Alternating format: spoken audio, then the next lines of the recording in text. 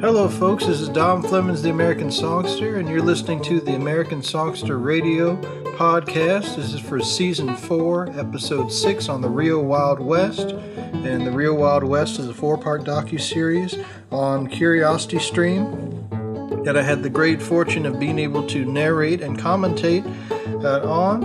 And I'm here with my co-host and wife, Vania Kinard, and we're going to talk a little bit about it. Hey, well, it's great to be back as always, and this is a really fun episode for me because I absolutely love anything about Western history. So it's really cool that you were able to be a part of this project, The Real Wild West. And yeah, I feel like there's so many layers to this, so I'm going to be asking you a bunch of questions, Dom, about your connections to the West, and we'll just kind of like dive a little bit deeper into how this is connected to your new album, Traveling Wildfire, and also Black Cowboy. So I feel like we should just first start off about your family's story. Let's talk about that, because a lot of people know you're from Phoenix, Arizona, and people sort of know that you grew up, going to school and college at Northern Arizona University. But let's talk about how your family got to the West. Well, my grandfather on my father's side, he made his way out from eastern Texas after the Second World War, and then that was where he met my grandmother, who came out from Arkansas, and they had my dad out in Flagstaff, Arizona, so that's sort of where that half of the family started. And then on my mom's side of the family, the Mexican side of the family, they came up from, we figure it's from Guadalajara, Mexico, somewhere around there. And slowly and steadily through the copper mining industry, the family made its way up to Phoenix, coming from the southern part of the state. Nice. Well, one of the really cool stories that your dad told me was about how your grandmother and grandfather met. They actually met at an Indian powwow in Flagstaff, right? Yeah, well, they used to have the Pan-Indian powwow in Flagstaff up until the mid-70s. I think from the 40s to the mid-70s, they had the Pan-Indian powwow. So all the different tribes from all over the country would come together, and they would do a parade procession through the city of Flagstaff, Arizona, down Route 66, and that was where they met. I guess my grandfather, he had a camera, and he was taking pictures of my grandma, and that's how they met. Yeah, I love that your grandfather was a photographer. Like, he actually documented the West from his perspective, being in Flagstaff, Arizona. And they were actually sawmill workers, and he was a preacher, too. That's right. And his whole family were sawmill workers, and so that was part of the reason why Flagstaff was appealing. He first went out to Los Angeles after the Second World War, and he found that Los Angeles was kind of too big of a town for him. He wanted something a little bit more, just a little bit smaller, a little bit more of a place where he could make his little home, and Flagstaff was that for him for many, many years, all the way until he passed away in 2014, so right. However long that is. Right. Well, every time we go to Phoenix and we talk to your dad and your mom, they always tell us these really cool stories about your family's history. But recently, actually, we had a really, really amazing encounter with a relative of yours who actually currently lives in Texas. And basically, we were at home having a nice dinner together, and we get this mysterious phone call from a Texas number. And Dom's like, should I answer it? I'm like, yeah, of course. And on the other line was like your great-great-aunt? It was a cousin. An older cousin who was my grandfather's niece. And she was telling me about how my great-great-grandfather, so my grandfather's grandfather, he was a fiddler out in East Texas, and he used to call square dances. So that was something that was really neat. I had no idea about this history beforehand, except for a time when my grandfather sort of alluded to his grandfather being a musician.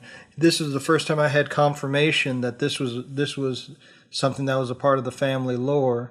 And his son, being your grandfather, and his brother, your uncle, he was a guitar player, and he used to back up your great grandfather on fiddle, right? That's So right. they had like a little Texas family band going on. Yeah, I still have to get some more information on how everything was laid out, but yeah, he had his so my uncle Levy C, who's my father's older uncle, so my grandfather's older brother played the guitar and apparently backed up his grandfather, and so with them playing together, she also mentioned that there's a song that he played called "Blues Jumped a Rabbit," which is a song that is a very well-known Texas folk song for the people that are into Texas blues. The blues jumped a rabbit, run him a solid mile, and that rabbit sat down and cried like a natural child. That's the song that he used to play, and she remembered him playing that one. But this is a history that my father doesn't even know about because he was too young, and so this was something that he wasn't aware of, and so it's just the story continues to unfold. Well, I thought it was so beautiful that you have this cousin who's like in her 80s, approaching 90. She calls you up and she's like, I'll tell you where you got your music from. You got it from your great great great grandfather. I was like, I was like, whoa. So it was almost like the story of your life came around full circle because you didn't know that you had this connection to music in your family, let alone in Texas. But yeah, you've been attracted to Texas songsters and cowboy music for so long that to know that it's deep within you because you're part of a lost generation of musicians who did square dances and played fiddle and guitar. I think it's incredible that you kind of manifested into your great great great grandfather, but you're alive today to tell the tale. Absolutely. Well, that's one of the things that the story, like I said, continues to unfold, and you just never know where that music is going to show up in your family line, and so I'm no different in that way. Where yes, I was drawn to a lot of the early Texas songsters like Lead Belly and Mance Lipscomb and Lightning Hopkins, a lot of those guys like that. And to find out that there's a family connection, I mean, it just changes my whole outlook on everything.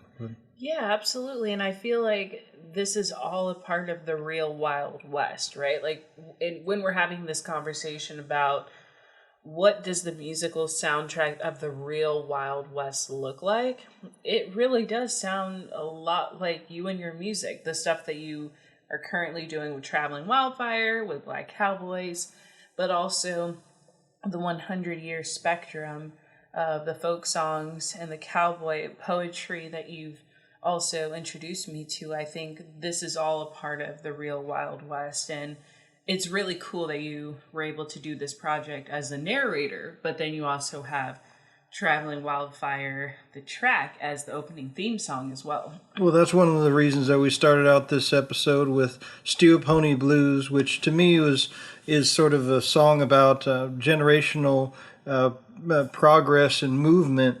When I'm singing the song, I caught my steel pony and boys, I'm gonna ride.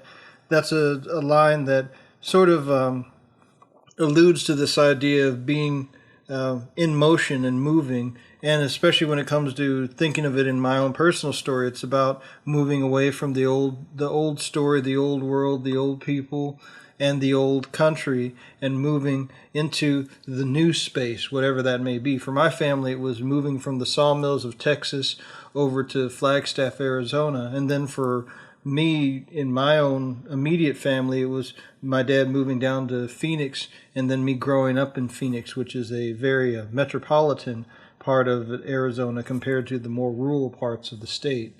Mm-hmm. Absolutely. Well, and it's interesting for me as well to have watched the series because there's a huge part of it that talks a little bit about like California history and sort of the Black, Mexican, indigenous roots of California, which really resonated with me because I was born in California, raised in California, and because my father was in the Navy, we traveled a lot. So I grew up in Guam as well, which actually on the map is the furthest west that you can go and still be in American territory. So I've gone way, way, way west in many ways. But, you know, my family also being from Texas played a huge role in my identity. And growing up, you know, I would go from LA all the way to Waco, Texas, and visit our family farm, which we've had since the late 1800s. So I grew up knowing about black cowboys being in my family. I heard my great-grandmother Pearl talk a lot about, you know, living on the farm and growing up in the country. And so I was exposed to that at a very early age. And yeah, in many ways, I feel like I was born in the real Wild West or, you know, the new modern version of the real Wild West. But on my mom's side, they're all from like Mississippi and Virginia. So for me to have been born in the West, I'm sort of like one of the first people in my family to not be really born in the South, which is a huge deal in many ways since my mother's side, they're all born in Mississippi, you know, and so the connection to the South is super deep on her side, but the connection to the West is even deeper on my dad's side. So I feel like I have the best of both worlds in many ways. Oh, absolutely. And one of the things that, since we have our own personal stories with the West, one of the things that I wanted to do on this episode was to focus on some of the Western ideals that a lot of us grew up with, which is a lot of country and Western music that has these all these very epic images of gunfighters and outlaws and bandits. And so the first chunk of songs that I had come down the line was Ghost Riders in the Sky, which is one of the epic cowboy songs of all time, of, you know, a fellow who's being warned by a bunch of cowboys who have been cursed to ride the skies as almost like kind of like demon cowboys, you know. But Ghost Riders in the Sky, a real epic ballad. And then I wanted to turn back to a little bit of Marty Robbins, a wonderful Arizona country western singer who still is known mostly for his album Gunfighter Ballads and Trail Songs. And actually the other day I did a gig, and I was telling someone that when I made the album Black Cowboys, I hoped in my deepest hopes that if I could just get one iota of the flavor and feel of the Gunfighter Ballad and Trail Songs album by Marty Robbins, and I would feel very satisfied with the Black Cowboys album. And what was a sad thing was the guy said, "Oh, I've never heard of that record before." So He'd never heard of Marty Robbins? He'd never heard of Marty Robbins and the Gunfighter Ballads record. And there was a certain point where it was almost understood that people knew this album. So I wanted to get Big Iron on there because that's a great way to intro it in. It's also a ballad about the song of Agua Fria, which is in the kind of, I guess, northwestern part of the Phoenix metropolitan area. You can look it up and find it.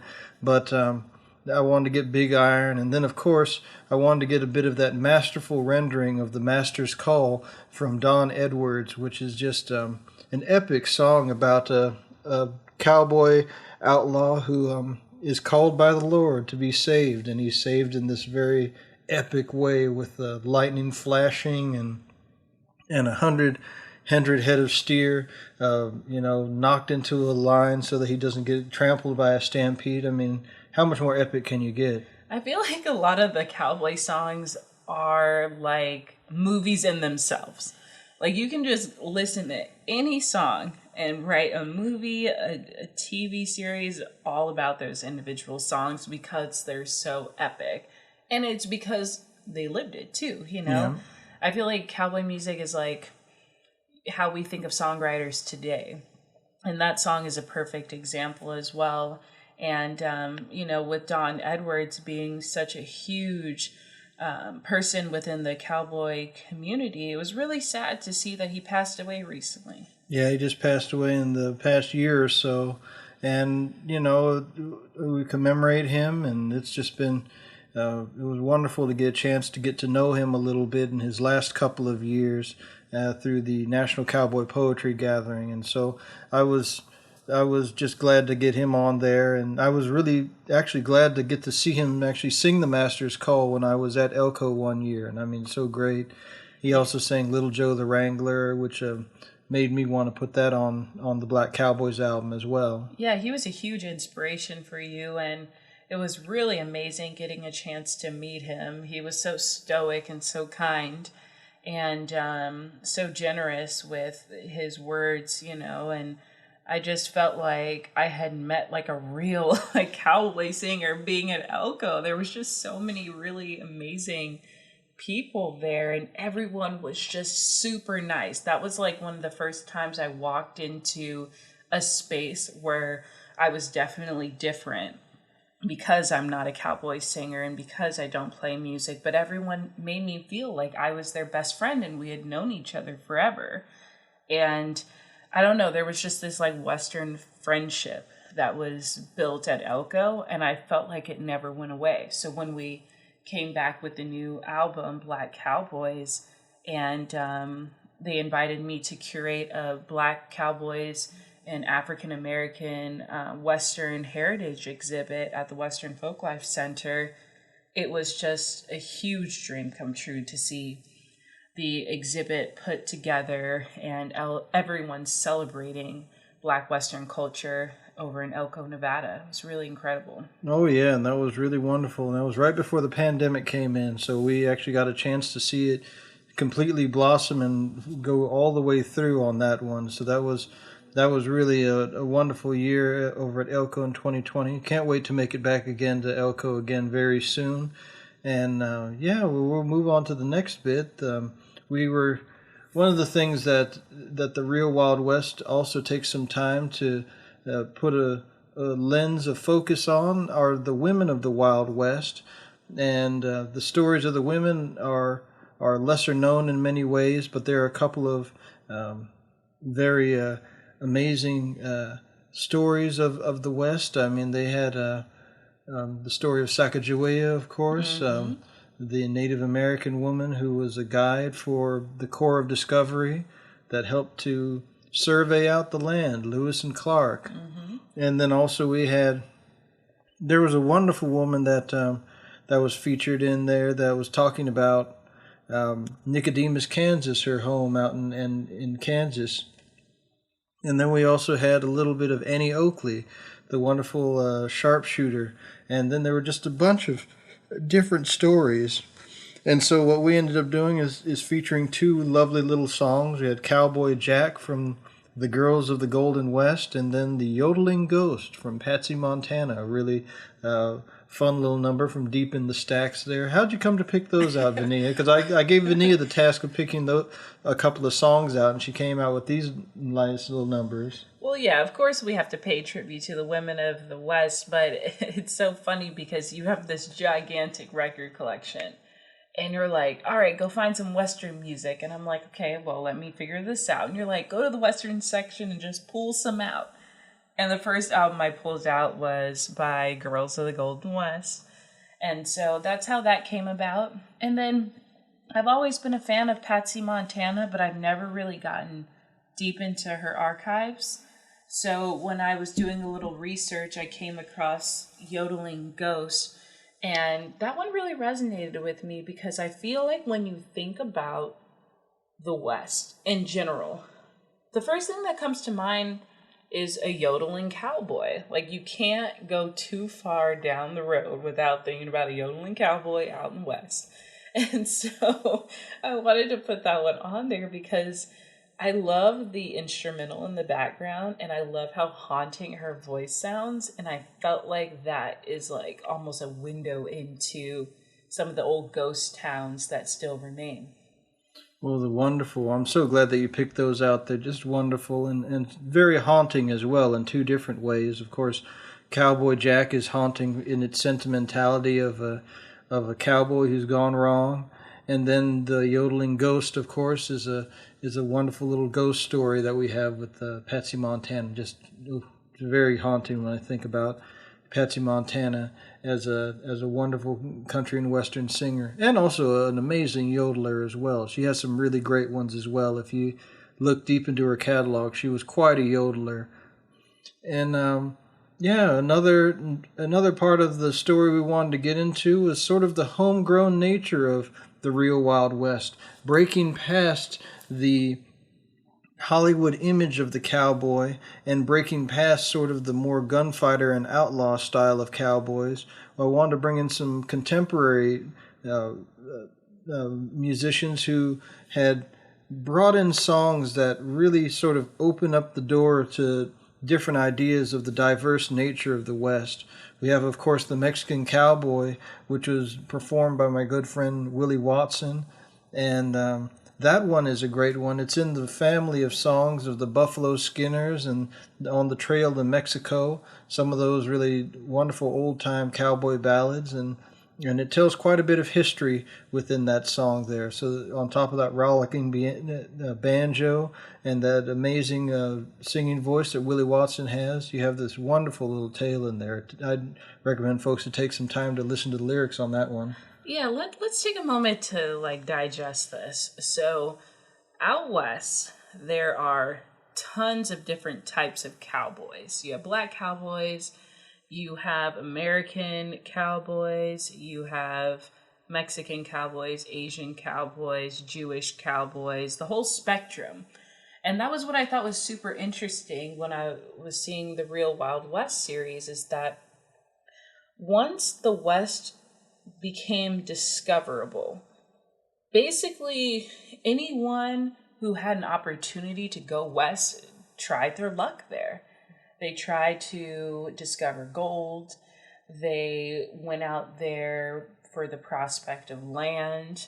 All these different countries heard about what was happening out west, and they really wanted to have an opportunity to claim a piece of it. So Mexican cowboys are a very interesting part of the story, because with Mexico being the huge landmass that connects to modern day America, Mexican cowboys are infused within all aspects of cowboy culture. So they've been there, and they taught a lot of the cowboys. They were one of the different groups of people who also were considered outlaws. And so it's really interesting to see how they connected with some of the indigenous cowboys and Asian cowboys, as well as the women too. And one of the cowboys who I recently researched was Nat Love, and he talks a lot about old Mexico and shares some stories of his time dealing with Mexican cowboys and how a lot of them would try to fight him when he was at the bar drinking tequila. So he's got some really funny stories in there.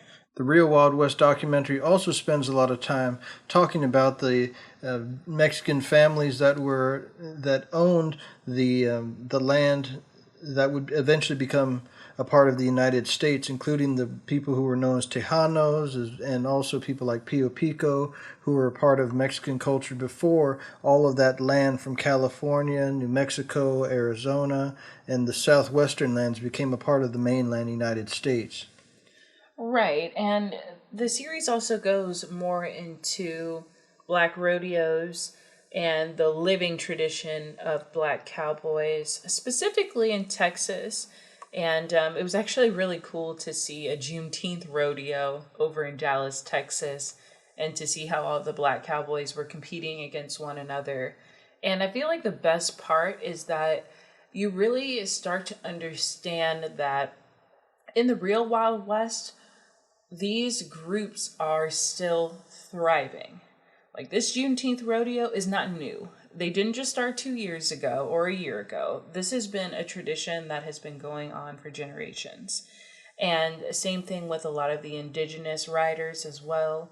The Mexican cowboys, they all have their own ways of living, and they've been able to grab pieces of different cultures and blend them into their communities. And I think it's really incredible to see the the different reclamation of the land with many of the indigenous tribes, and also just how they really want to spread awareness. The series is all about spreading awareness, understanding the different layers to the truth, not denying what happened, but accepting the fact that there is way more that we need to know. And this is sort of just the beginning of a new wave of thought leaders and intellectuals who are part of these distinguished communities coming up and sharing their voices, sharing their stories, and saying that the real Wild West is alive today. And it's something that everyone can fully appreciate because it is true American history. Absolutely. And that's one of the things that I wanted to do with bringing in a song like Rest Your Saddle from Alvin Youngblood Hart, which is more of a homegrown story about more of a family sort of situation with black cowboys, where they're talking about generational people having one grandfather coming down from the saddle and saying he doesn't need to ride anymore so he can rest his saddle. And then, of course, one of the other things that is very clear as you begin to read about the West, see the real Wild West, and anything related to true Western culture, is that after the wars had been fought, people were working together to build these towns and to build these settlements into the places they are to this day. And one of the songs that's band people together for many, many years is the song Goodbye Old Paint. I've done my own version of it, and just about every single person who's covered the Western canon has done their own version of this song. And so we decided to bring my good friend Andy Hedges into the mix and have his version of Goodbye Old Paint on the show. And we had it as a part of his new album, Roll On Cowboys. And since Andy's been doing such a great job in helping to document Western culture, we've needed to have him as one of the final statements that we have for the episode. And something else that he's done is he's made a wonderful podcast called Cowboy Crossroads that has over 100 episodes talking to different cowboy singers as well as different Western ranch hands and people that are doing their best to keep the cowboy culture going. Right on. Well, Andy's really incredible, and I love him and his family. And it's really great to see another songster out there. So Andy Hedges is known as the Cowboy Songster, and I feel like that's a very fitting title for all the wonderful music he has put out there. And so make sure to check him out. He's over in Lubbock, Texas, making his way all down the road. And, we don't have too much time to talk about the real Wild West because honestly, it's just so much history. Yeah. And we can talk about everything in the series for days. So I highly encourage everyone to watch it. It's a 4-part series on Curiosity Stream with amazing visuals, breathtaking scenery. The folks over at Roller Coaster Road Productions did a superb job. So I wanted to give a shout out to the director, Sarah Burns, and Alex over there. And also, just really want to talk a little bit about how you got inspired to include Traveling Wildfire as a part of the album, and then also talk about how that weaves right into the real Wild West. Well, when I did the album Traveling Wildfire, I had the song together already. And one of the things that they had asked me to do is present a couple of songs when I did my original interview for the series. And it just so happened that Traveling Wildfire was one of the songs I had. And I played it for them, and they were so impressed by the song itself that they decided to make it the theme song for every episode of the series of The Real Wild West. And so that's a great honor there. They found that there was something in the way that the brooding melody of that song was something that would fit for the series itself. And well, I don't want to cut you off, but I should mention one little small detail. Oh yeah. So Dom always asks me for advice on what to play for projects or even on stage, which I think is hilarious because I'm like, play whatever you want. But regardless, Dom always asks me my opinion about stuff. And so he was like, we were driving through New Mexico, making our way down for the video shoot for the Real Wild West. And he's like, hey, which song should I do? And it clicked. I was like, you should really do Traveling Wildfire. I just feel like, the West has so many different types of wildfire natural disasters that happen every year. And that was one of the inspirations of the songs, was actually seeing the wildfires in California. And so I just felt like doing Traveling Wildfire next to the Superstition Mountains would just be really incredible in a way that kind of brought the project around full circle. So yeah, you actually took my advice and did the song, and afterwards they were so blown away by it. They were like, yeah, we should just make this the theme song. So I feel I'm glad that little notion came to my mind, because who knows what you would have played, maybe something else. Absolutely. Well, it seems like we've run out of time now, folks, and it's been wonderful to talk about the Real Wild West with you, Vania. And as always, it's great to be on American Songster Radio and to be able to share a couple of extra thoughts with you here on the podcast version. And if folks have any other songs that they'd like to suggest to us, please make sure you send us a little email, and we'll catch you next time on the American Songster Radio podcast. Thanks for listening, everyone.